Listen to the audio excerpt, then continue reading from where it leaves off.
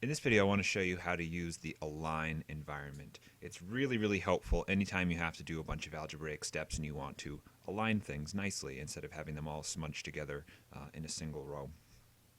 So let's suppose we have the problem, solve the equation 0 equals 3x to the third plus 3x squared minus 6x. In the past lesson, we showed how to do superscripts and how they belong in dollar signs and so on.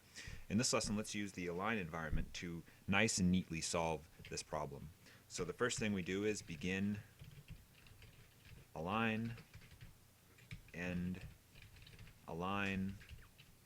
Of course, in LaTeX, everything that has a beginning should have an end. And the first thing we'll do is we'll just copy this equation, 0 equals 3x to the third and so on. And we'll put an ampersand right before that equal sign. And again, ampersand means line up here. And we'll put a double backslash after it. That means line break here. And then the next step is, we're now just going to do a little bit of algebra, and I'll show you how this works out. So we'll use an ampersand equals. Looks like we can factor a 3 out of all this, so we'd have x to the third plus x squared minus 2x. We'll line break.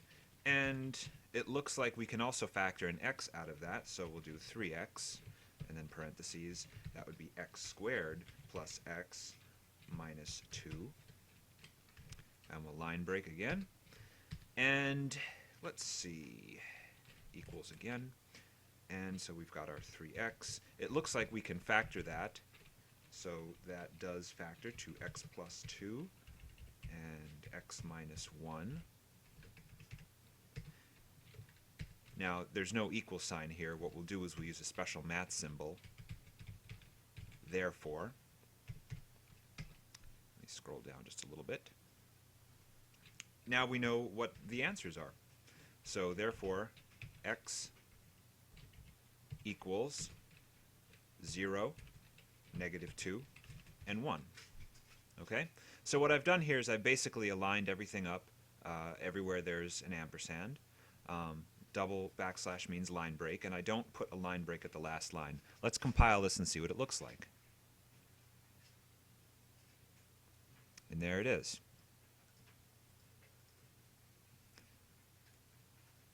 Okay, 0 equals that. I didn't have to write 0 on all sides. I could if I really wanted to, but it doesn't make a big deal.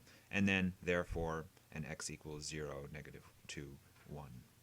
Now you'll notice also that there are numbers for each equation. If I don't want numbers, all I do is I put a little star after a line inside the curly braces, and I'll press recompile typeset, and it's gone.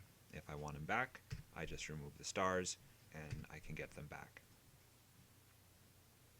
Okay. Now what I like to do is I like to tab these things out so that they're nice and aligned. Doesn't make a difference if you do or if you don't. I'll compile this in just a second. I'll typeset this. Compile and typeset mean the same thing. Just to show you that LaTeX doesn't care if you do it that way or not. But it's a very useful thing to do. It's really nice when you're doing algebraic steps, and I think it just looks wonderful for your document. All right, hope you're having a great day.